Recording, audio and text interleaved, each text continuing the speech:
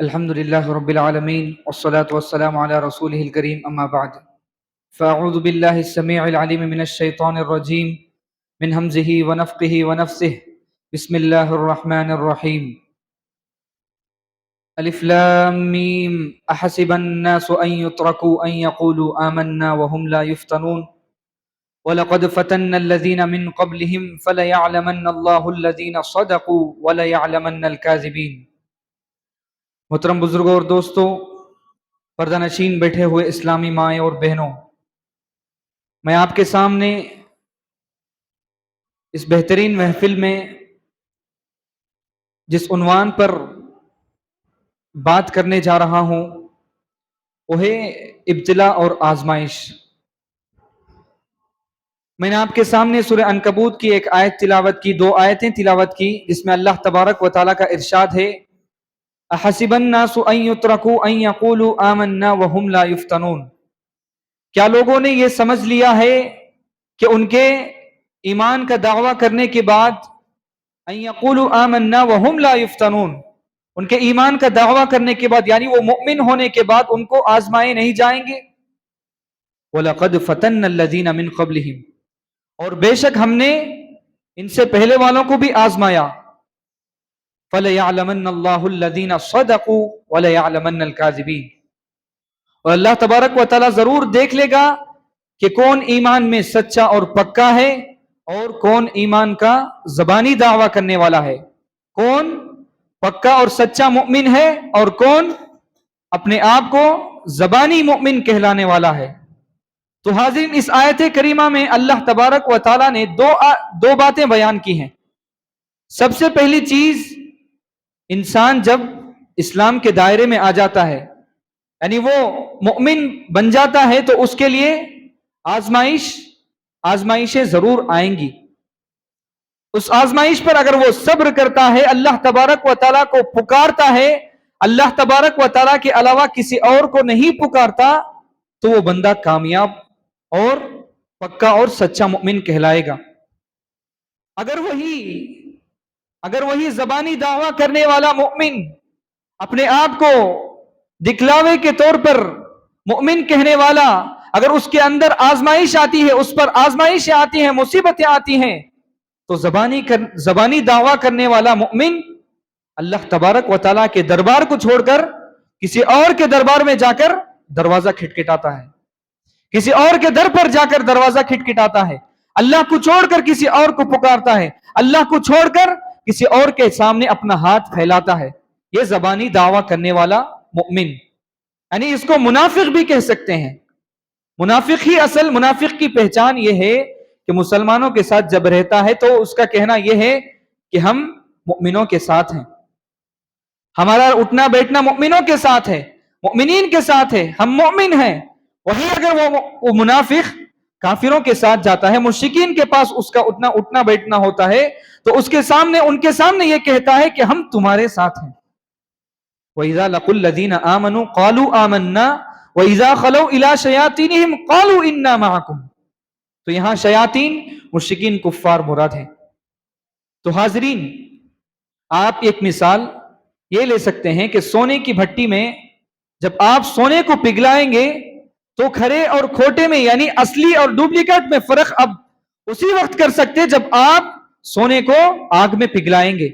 اسی وقت صحیح سونا کون سا ہے، ڈپلیکیٹ سونا کون سا ہے، کون سا سونا کام آنے والا ہے، کون سا سونا آپ کے کام آنے والا نہیں ہے، آپ کو سونے کو جلانے کے بعد ہی معلوم ہوتا ہے۔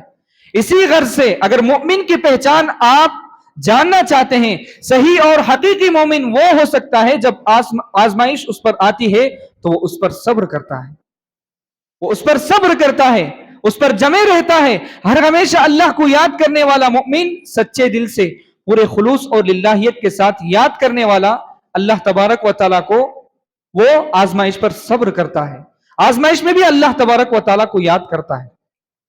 تو حاضرین، اس کی ایک عملی مثال آپ دیکھنا چاہتے ہیں یا پڑھنا چاہتے ہیں تو جنگ احزاب، یعنی رسول اکرم صلی اللہ علیہ وسلم کے زمانے میں ایک جنگ ہوئی تھی جس کا نام احزاب ہے، جنگ احزاب۔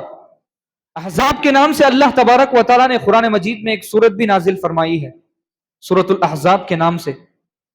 اس میں آپ دیکھ سکتے ہیں کہ یہ احزاب کا موقع بڑا نازک موقع تھا، بڑا کٹھن موقع تھا۔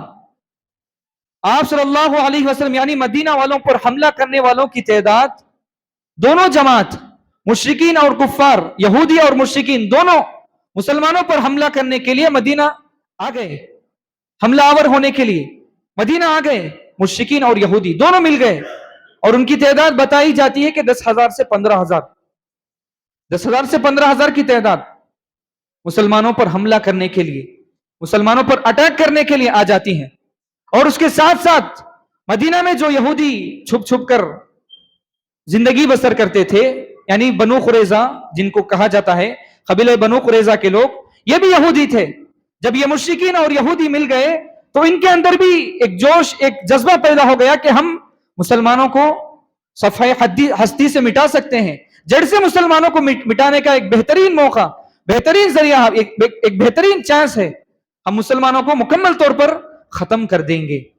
اس ارادے سے دونوں طرف سے مسلمان یعنی مسلمانوں پر حملہ کرنے کے لیے سامنے سے یہودی اور مشرکین، پیچھے سے یہودی۔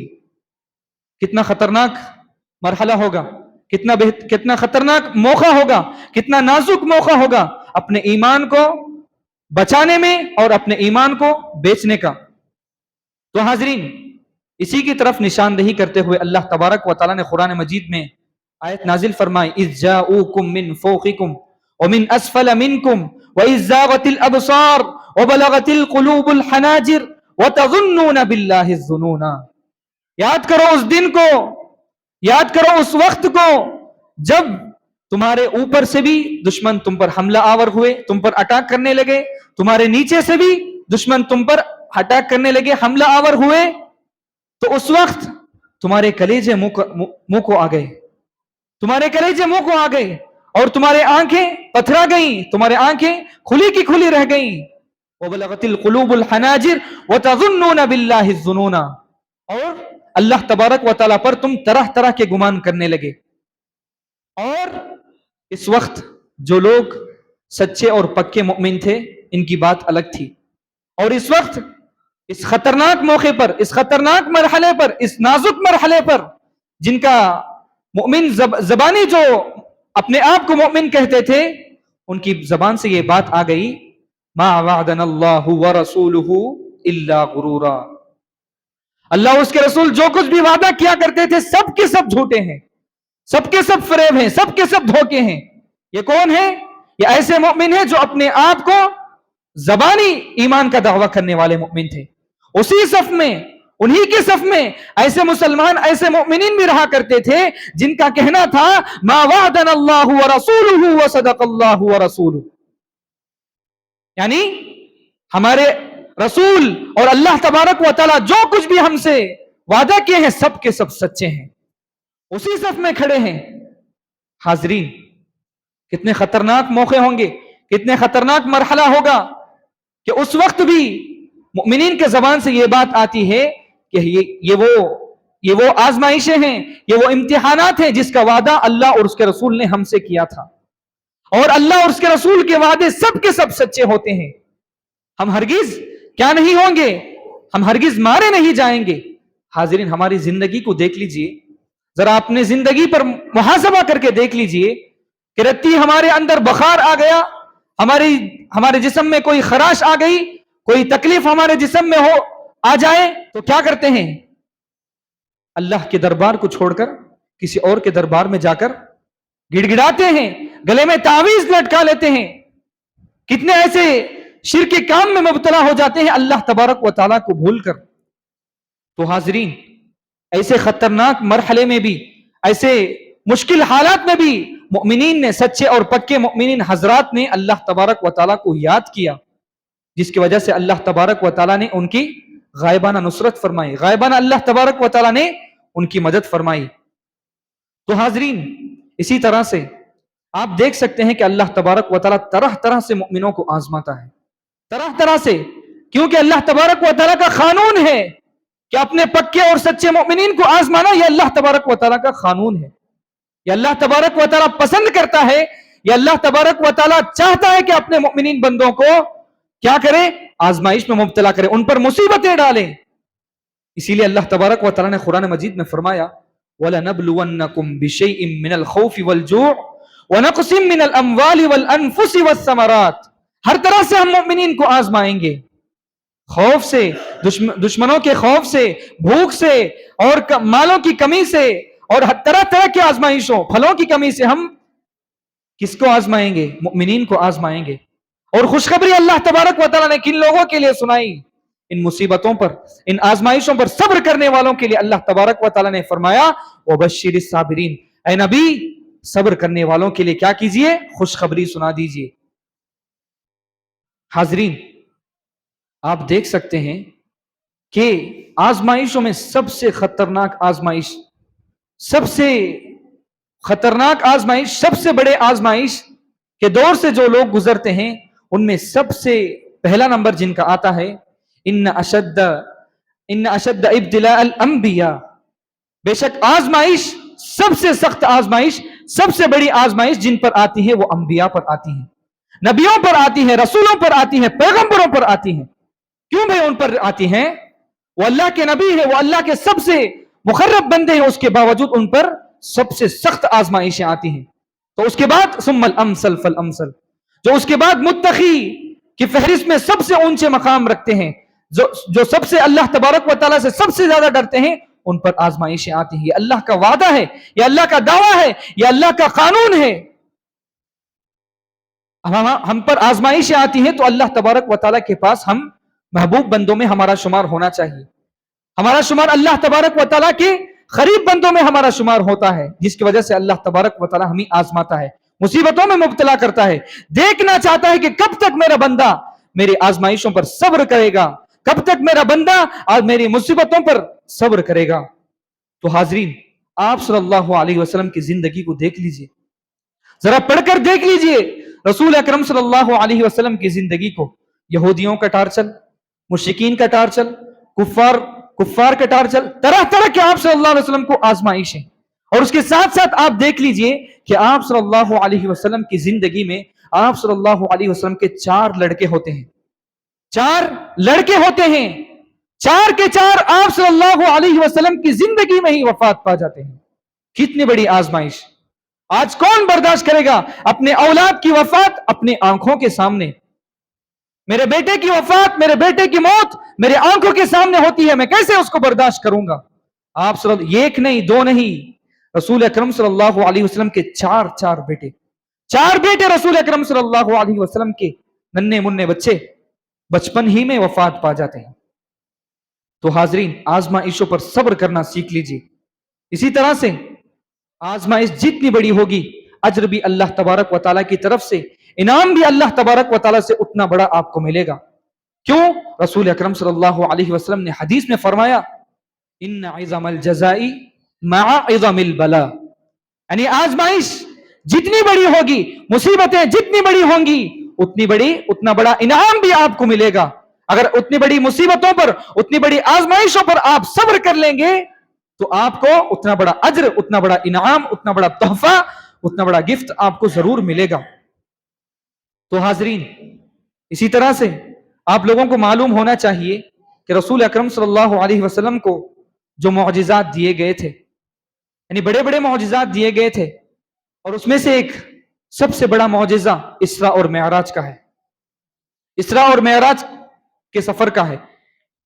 یہ ایک رات میں آپ صلی اللہ علیہ وسلم اسراء اور معراج کا سفر طے کر لیتے ہیں۔